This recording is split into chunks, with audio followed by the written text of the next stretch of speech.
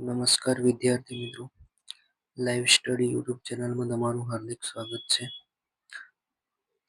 આજે આપણે આપત્તિ વ્યવસ્થાપનનો ટોપિક વિશે ભણીશું. આપત્તિ વ્યવસ્થાપનમાં શું શું આવે તેના વિશે વિગતવાર આપણે માહિતી મેળવીશું. અને ખાસ જે મિત્રો ચેનલ પર નવા હોય એ ચેનલને જરૂરથી સબસ્ક્રાઇબ કરી લેજો, વિડીયોને લાઈક કરી દો અને તમારા મિત્રોને પણ શેર કરજો. આ આપત્તિ વ્યવસ્થાપન છે જે એ તમારી એક્ઝામમાં પણ જરૂરી છે અને આપણે જીવનમાં પણ આની જરૂરિયાત પડતી હોય છે, એટલે ખાસ યાદ રાખજો. અને ચાલો તો શરૂ કરીએ છીએ, તો અંત સુધી બન્યા રહેજો. આપત્તિ વ્યવસ્થાપન એટલે કે આપત્તિ કોને કહેવાય છે?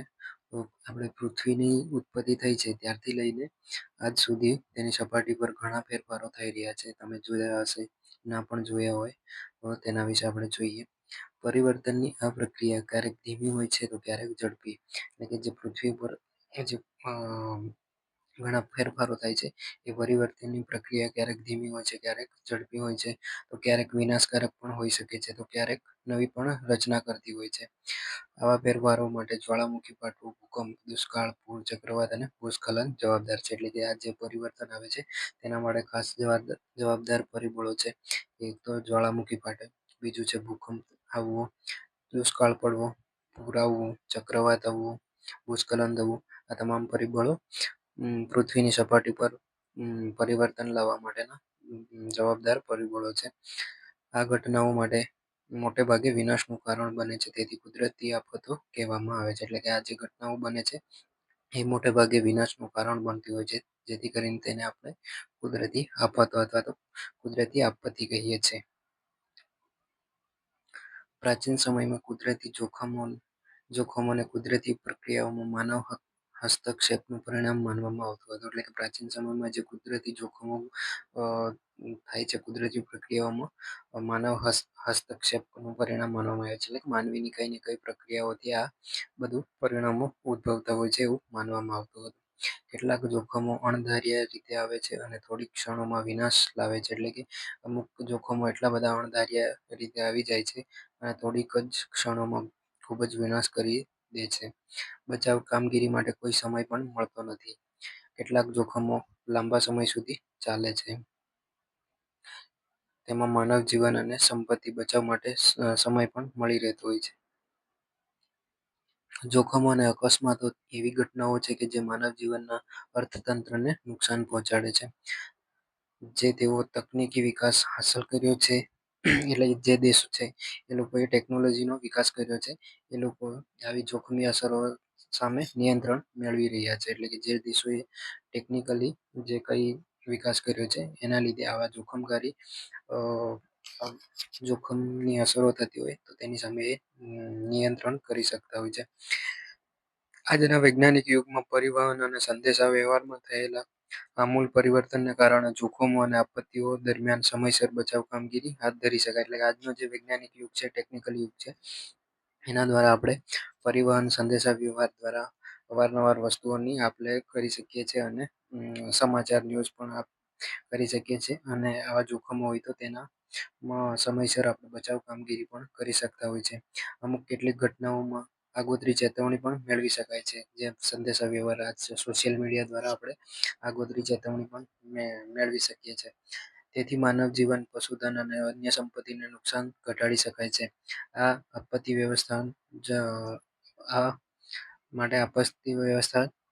વ્યવસ્થાપન જરૂરી બન્યું છે. અહીંયા આપણે જોખમોનું વર્ગીકરણ આપ્યું છે. જોખમોનું વર્ગીકરણ 6 પ્રકારે થાય છે. એક છે ભૂભૌતિક જોખમનું વર્ગીકરણ. એટલે કે ભૂભૌતિકમાં આવશે ભૂકંપ, ભૂસ્ખલન અને જ્વાળામુખી ફાટી નીકળવો. એટલે કે ભૂભૌતિક પરિબળમાં આવશે ભૂકંપ, ભૂસ્ખલન અને જ્વાળામુખી ફાટી નીકળવા. આના લીધે આપણે જોખમ નીવડતું હોય છે. બીજું છે હવામાનશાસ્ત્ર. હવામાનશાસ્ત્ર દ્વારા ચક્રવાત, વંટોળ, તોફાન વગેરે આવતું હોય છે. ત્રીજું છે આબોહવા સંબંધિત. એટલે કે અતિશય વરસાદ અને વરસાદ ન પડવો, એટલે કે દુષ્કાળ થવો, અથવા તો ગરમીનું મોજું આવવું, શીતલહેર, કરા પડવા, વાદળ ફાટવું. આ આબોહવા સંબંધિત જોખમો છે. ચોથું છે જૈવિકમાં આવશે તીડના હુમલાઓ, પ્લેગ, સાર્સ રોગ વગેરે, ઇબોલા વગેરે જેવા જૈવિક હુમલાઓના કારણે પણ જોખમ નીવડતું હોય છે. પાંચમું છે હાઇડ્રોલોજિકલ એટલે કે પૂર અને હિમપ્રપાત. પૂર આવવું કાં તો હિમ પડવું. છઠ્ઠું છે માનવ પ્રેરિત એટલે કે માનવ દ્વારા જે કાર્ય કરવામાં આવે છે તેના દ્વારા પણ જોખમો વધતા હોય છે. જેમ કે પરમાણુ અકસ્માતો એટલે કે પરમાણુ અકસ્માતો, ઔદ્યોગિક અકસ્માતો, યુદ્ધ, પરમાણુ વિસ્ફોટકો. આમ 6 પ્રકારે આપણે જોખમોનું વર્ગીકરણ કર્યું છે. મિત્રો, આ જોખમોને કેવી રીતે આપણે આપણા જીવનમાં ઉપયોગમાં લેવું તેના વિશે પણ આપણે પાછળ જણાવીએ. ભૂકંપ જે ભૂભૌતિક ઝોનમાં આવે છે. ભૂભૌતિક જોખમોમાં આવે છે ભૂકંપ ઝોન. તો આપણે ભૂકંપનો પણ સમાવેશ કર્યો છે. તો દેશમાં કેટલાક ક્ષેત્રોમાં ભૂકંપ ક્ષેત્રો આવેલા છે. ભારતના ઉત્તરમાં આવેલી હિમાલય પર્વતમાળા એ વિશ્વની નવી ગણાતી ગેટ પર્વતમાળા ગણાય છે. એટલે કે જે ભારતની ઉત્તરે હિમાલય પર્વતમાળા આવેલી છે એ વિશ્વની નવી ગણાતી નવી ગેડ પર્વતમાળા છે. હિમાલયનો વિસ્તાર હજુ પણ સક્રિય છે એટલે કે હિમાલયનો વિસ્તાર હજી પણ ચાલુ છે એટલે કે હિમાલય વિસ્તાર થયા કરે છે એવું ભૂશાસ્ત્રીઓનું કહેવું છે. અને સમયાંતરે પૃથ્વીની ગતિવિધિઓનો અનુભવ થાય છે. એના કારણે ત્યાં ભૂકંપ આવતા હોય છે. સંભાવનાના અને તીવ્રતાના અને જોખમના આધારે ભારતે 5 ભૂકંપ ઝોનમાં વહેંચવામાં આવ્યું છે. એટલે કે જે સંભાવના અને તીવ્રતાના જોખમના આધારે આપણે ભારતને 5 ભૂકંપ ક્ષેત્રોના ઝોનમાં વહેંચવામાં આવ્યું છે.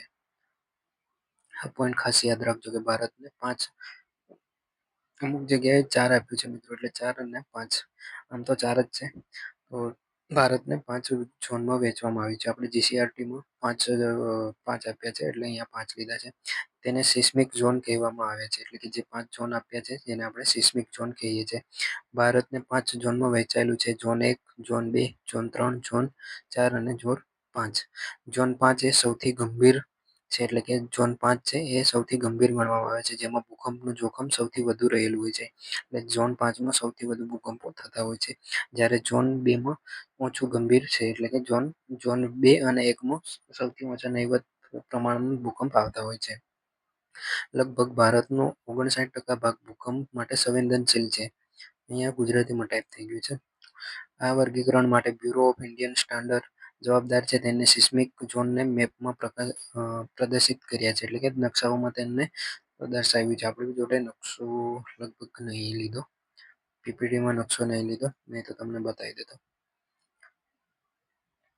ઝોન 5 એ સૌથી વધુ સક્રિય ભૂકંપની સંભાવના ધરાવતો વિસ્તાર છે. બરાબર, એમાં આવતા વિસ્તારો જોઈએ તો હિમાલયની પર્વત શ્રેણી આવશે, ઉત્તર પૂર્વના રાજ્યો આવશે તથા ગુજરાતનો કચ્છ જિલ્લાનો વિસ્તાર ઝોન 5માં મૂકવામાં આવેલો છે. આપણે મિત્રો ગુજરાતનો કચ્છ જિલ્લાનો વિસ્તાર છે એ ઝોન 5માં મૂકવામાં આવેલો છે.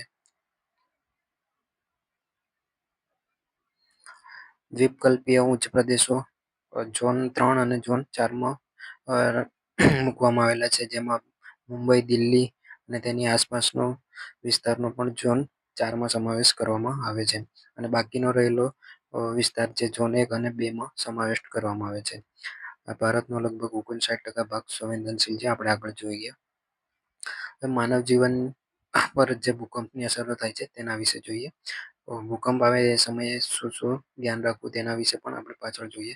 ભૂકંપની ઘણી બધી અસરો થતી હોય છે. ભૂકંપ આવે છે સ્વાભાવિક રીતે તેના લીધે ઘણી બધી અસરો થતી હોય છે.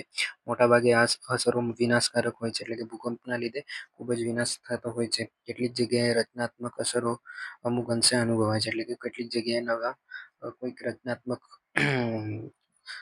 અસરો જોવા મળતી હોય છે. કેટલાક વિસ્તારોમાં જમીનમાં તિરાડો પણ પડી જાય છે.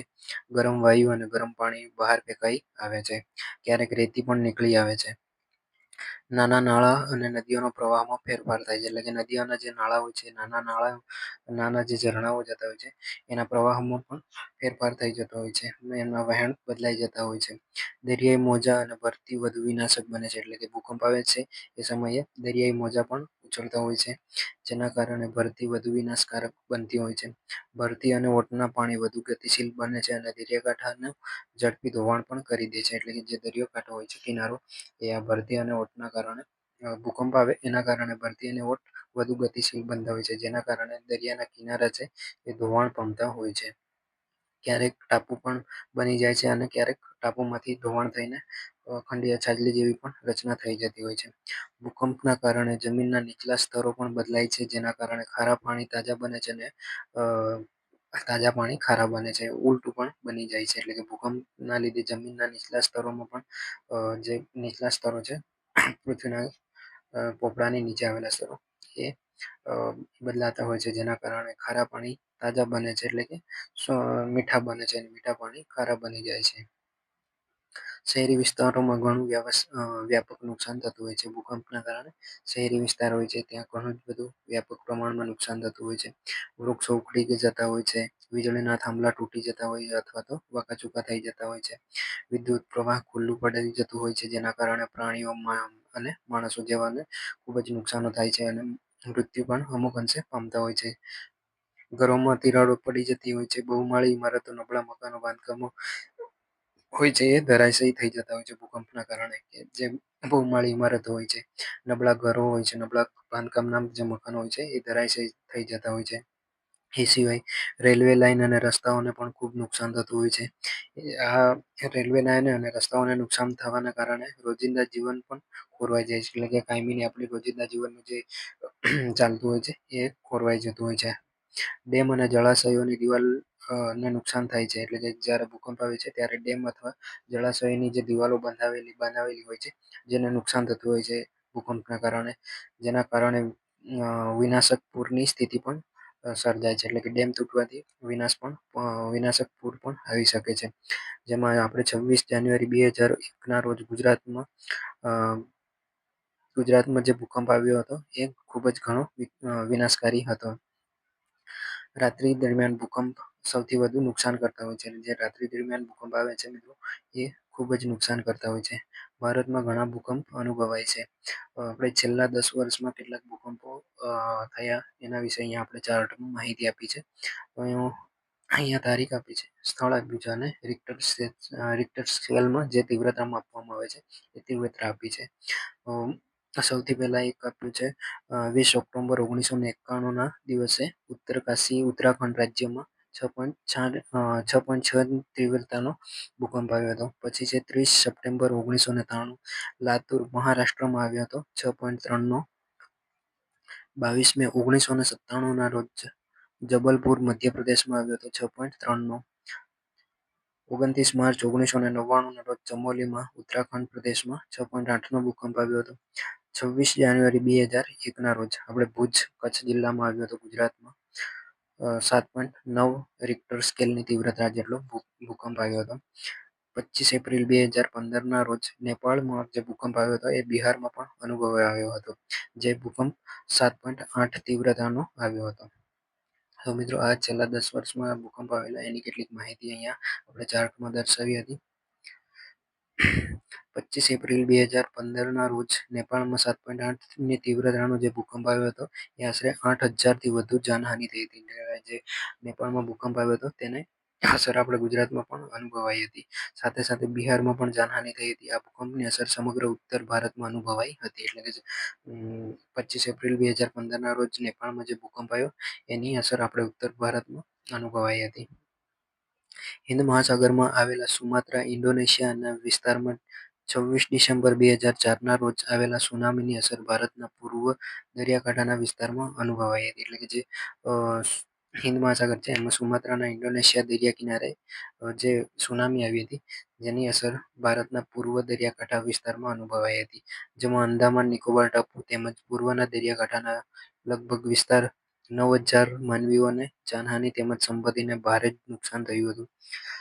ભૂકંપ એ અણધારી આફત છે, એટલે ભૂકંપ આવે એ અણધારી એક કુદરતી આફત છે. ભારતના કેટલાક અમુક વિસ્તારોમાં અમુક સમયગાળે ભૂકંપના આંચકા અનુભવાતા હોય છે.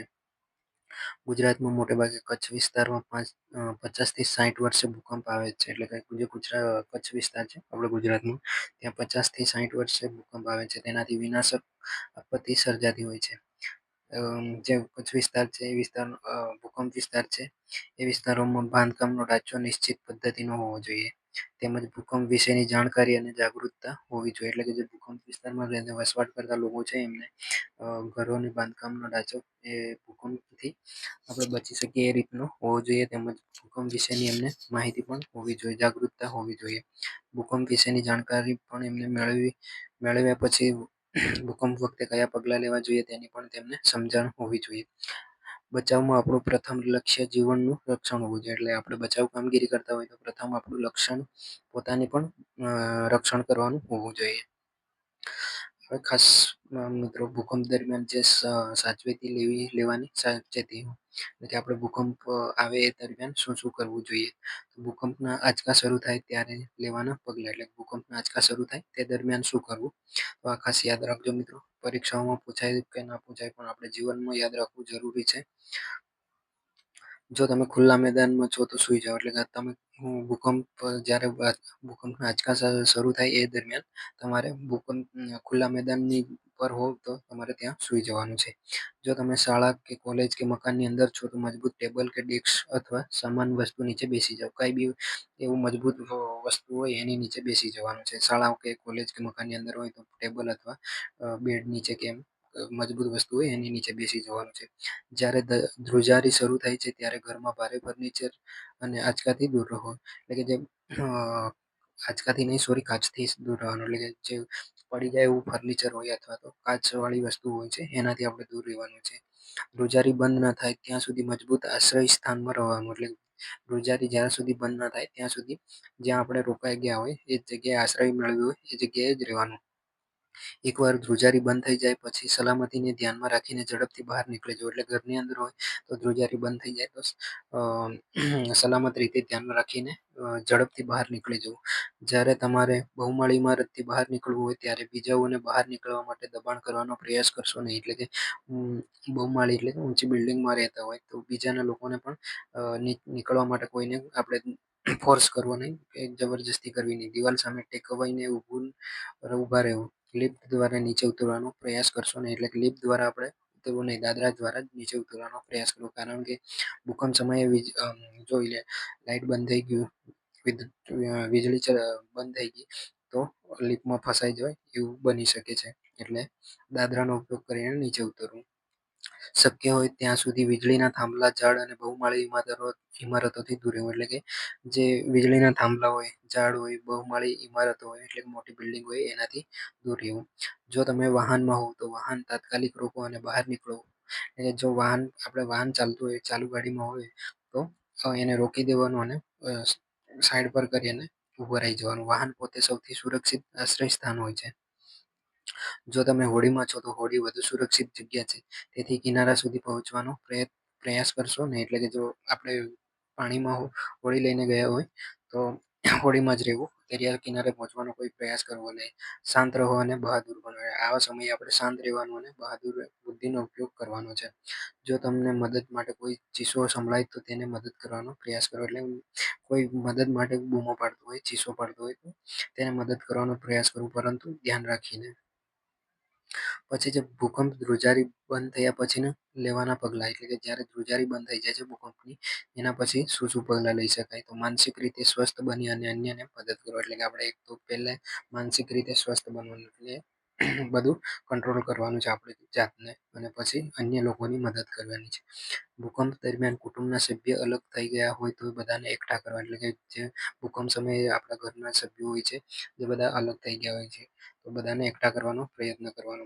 કોઈ ગંભીર ઈજા થઈ હોય તો ખતરો ન હોય તો ત્યાં ને ત્યાં જ રહેવા દો. એટલે કે કોઈ એને ગંભીર ઈજા થઈ હોય અને ખતરો ન હોય તો ત્યાં ને ત્યાં જ રહેવા દો. પરિસ્થિતિ થાળ પડ્યા બાદ તાત્કાલિક ઉપાય કરો. એટલે કે જો ખતરો હોય તો તેને ત્યાં ને ત્યાં જ રહેવા દો, ગંભીર ઈજા થઈ હોય તો. અને ગંભીર ઈજા થઈ હોય જો ખતરો ના લાગતો હોય તો તેને કોઈ ઉપચાર કરવો, તાત્કાલિક ઉપાય કરવો એના માટે. કાટમાળ નીચે દબાયેલી વ્યક્તિ વિશે જાણકારી મળે તો બચાવ ટુકડીને જાણ કરો. એટલે કે કોઈ દબાઈ ગયું હોય કાટમાળ નીચે અથવા કોઈ બી જગ્યા પર દબાઈ ગયું હોય એના વિશે આપણને જાણ મળે તો જે બચાવ ટુકડીઓ આવી હોય છે એને જાણ કરો, કાં તો તમે પણ ટુકડી બનાવીને મદદ કરી શકો છો. ઇન્ટરનેટનો ઉપયોગ કરો, યોગ્ય અને સાચી માહિતીને પ્રસારિત કરો. એટલે કે ઇન્ટરનેટનો ઉપયોગ કરીને આપણે સાચી માહિતીને શેર કરવાની છે. રેડિયો, ટેલિવિઝન અન્ય માધ્યમથી મળતી આધારભૂત માહિતી કે સરકારી જાહેરાતો અને સૂચનાઓનો અમલ કરો. એટલે કે આપણને રેડિયો અથવા ટેલિવિઝન કે અન્ય માધ્યમ સોશિયલ મીડિયા દ્વારા જે કંઈ માહિતી મળે છે એ સરકારી જાહેરાતની સૂચનાઓનો અમલ કરવાનો છે. શું બન્યું છે તે જોવા માટે ટોળામાં સામેલ થવાને બદલે બિનજરૂરી ભીડને ટાળવાનો પ્રયત્ન કરો. એટલે કે શું બન્યું છે એવું જોવાનું છોડી અને બિનજરૂરી ભીડ ટાળવાની છે. સામાન્ય ઈજાઓમાં પ્રાથમિક સારવાર મેળવી લો. એટલે કે જો સામાન્ય ઈજાઓ થાય છે તો પ્રાથમિક સારવાર મેળવી લેવી.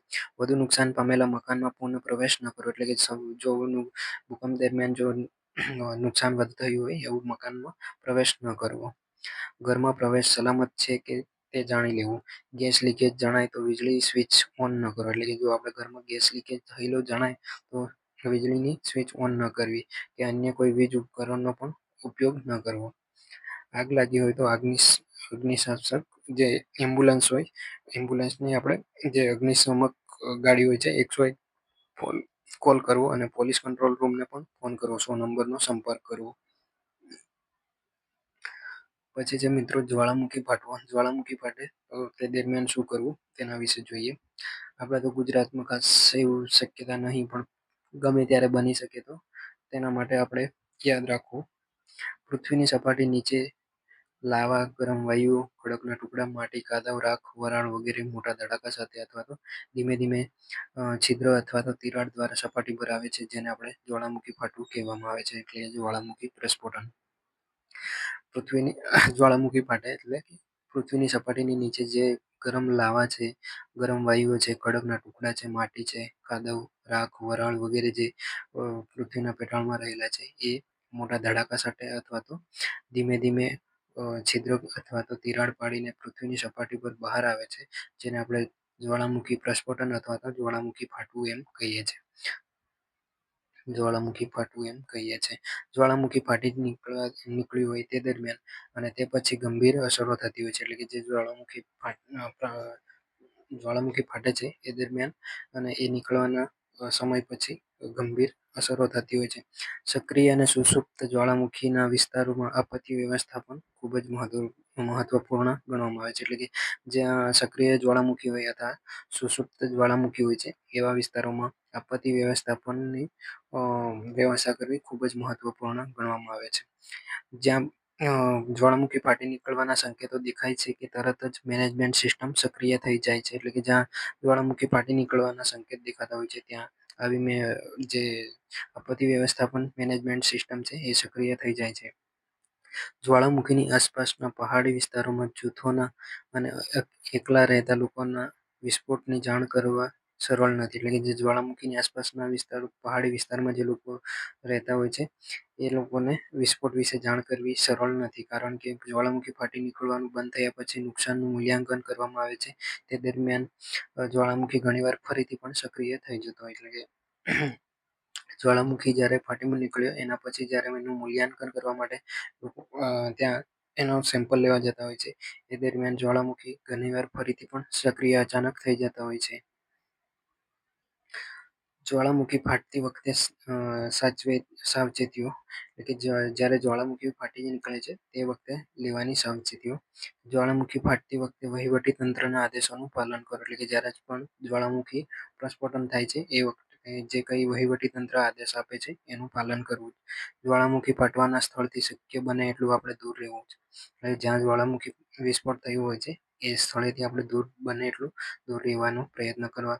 પછી નરી આંખે નજીકથી જ્વાળામુખી વિસ્ફોટ જોવાનું ટાળો. એટલે આપણે નરી આંખે જ્વાળામુખીને નજીકથી જોવાનું ટાળવાનું છે. ત્યાં જોવા માટે પહોંચી નહીં જવું. પૂરા ભાઈ પહોંચી જાય એવા જ છે. ભૂસ્ખલન દરમિયાન ભૂસ્ખલન એટલે કે આપણે ભૂસ્ખલન થાય છે જે પહાડી વિસ્તારો છે એવા વિસ્તારોમાં ભૂસ્ખલન ખૂબ જ થતું હોય છે. ભૂસ્ખલન એ જ્યારે જમીનનો મોટો ભાગ અથવા ખડકો અથવા ખડકોનો એક ભાગ અથવા પર્વત પરથી નીચે સરકી જાય છે જેને આપણે ભૂસ્ખલન કહીએ છીએ. એટલે કે ભૂસ્ખલન કેવી રીતે થાય છે તો કોઈ પણ પહાડી વિસ્તાર હોય છે કે જે જમીનનો વિસ્તાર મોટો ભાગ હોય અથવા તો ખડકનો એક ભાગ અથવા પર્વત ઉપરથી નીચે ખસકી જાય છે જેને આપણે ભૂસ્ખલન કહીએ છીએ. ભૂસ્ખલનની ઘટનાઓ મુખ્યત્વે પહાડી વિસ્તારમાં થતી હોય છે. મિત્રો, આ પોઈન્ટ યાદ રાખજો કે ભૂસ્ખલનની ઘટનાઓ મુખ્યત્વે આપણને પહાડી વિસ્તારમાં જોવા મળતી હોય છે. આ વિસ્તારોમાં નાની મોટી વસાહતો તેનો ભોગ બને છે. એટલે કે જે ભૂસ્ખલન પહાડી વિસ્તારોમાં વધુ થતું હોય છે અને આ વિસ્તારોમાં નાની મોટી વસાહતો રહેતી હોય છે, જે આ ભૂસ્ખલનનો ભોગ બનતી હોય છે.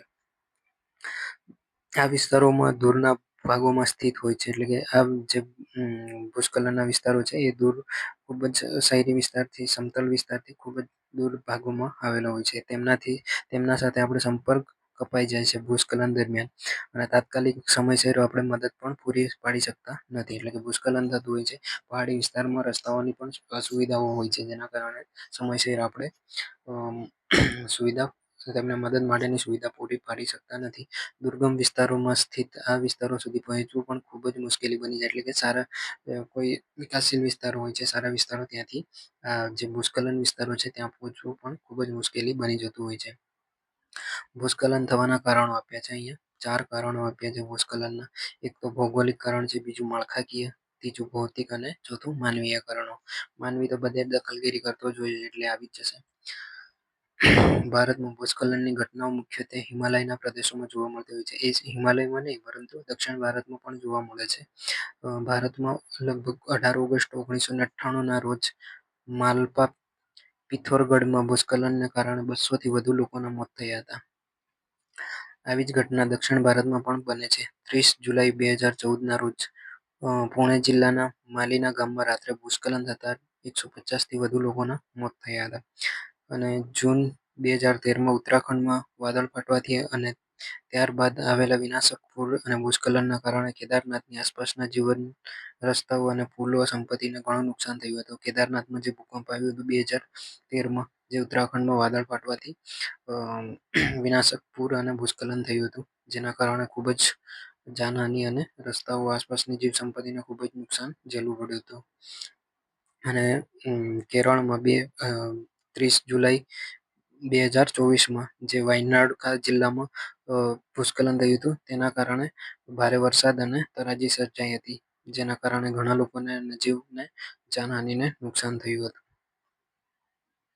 ભૂસ્ખલન દરમિયાન લેવાની સાવચેતીઓ, કે જ્યારે ભૂસ્ખલન થાય છે એ દરમિયાન શું શું સાવચેતીઓ રાખવી. તો ભૂસ્ખલન વિસ્તારમાંથી પસાર થતી વખતે જરૂરી સામાન સાથે રાખવો. એટલે કે જ્યારે ભૂસ્ખલન વિસ્તારમાંથી પસાર થઈએ એ સમયે આપણે જીવન જરૂરી સામાન જોડે રાખવો. ભૂસ્ખલન વિસ્તારમાં રસ્તાઓ પરના સાઇનબોર્ડ અને આપેલી સૂચનાઓનું પાલન કરો. એટલે કે જ્યારે ભૂસ્ખલન વિસ્તારમાંથી પસાર થતા હોય છે એ સમયે જે વિસ્તારમાં સાઇનબોર્ડ આપેલા હોય છે, બોર્ડ મારેલા હોય છે, એમાં સૂચનાઓ લખેલી હોય એનું પાલન અવશ્ય કરવું. ચોમાસાની ઋતુમાં ભૂસ્ખલન થવાની સંભાવના ધરાવતા વિસ્તારોમાં જવાનું ટાળો. એટલે કે ચોમાસાની ઋતુમાં વધારે થતા હોય છે ભૂસ્ખલન. તો આવા સમયે જે ભૂસ્ખલન થતા હોય એવા સંભાવના ધરાવતા વિસ્તારોમાં આપણે જવાનું ટાળવાનું. જ્યાં ભૂસ્ખલન થઈ રહ્યું હોય છે ત્યાંથી પસાર થવા માટે ઉતાવળ ન કરો. એટલે કે ભૂસ્ખલન થતું હોય એવી જગ્યાએથી પસાર થવા માટે ઉતાવળ ના કરવી, અને બને તો ના જ જવું. મિત્રો, આપત્તિ વ્યવસ્થાપન એટલે કે જોખમ ડિઝાસ્ટર મેનેજમેન્ટ, જે આપત્તિ વ્યવસ્થાપન બીજા અમુક ટોપિક બાકી છે એ આપણે નેક્સ્ટ બીજા ભાગમાં લઈશું. તો અહીંયા સુધી તમે બન્યા તે બદલ તમારો ખૂબ ખૂબ આભાર. તો મળીએ છીએ આપણે આપત્તિ વ્યવસ્થાપનના બીજા પાર્ટમાં. જય હિન્દ, જય ભારત, અને ખાસ ચેનલને સબસ્ક્રાઈબ કરી લેજો. Thank you.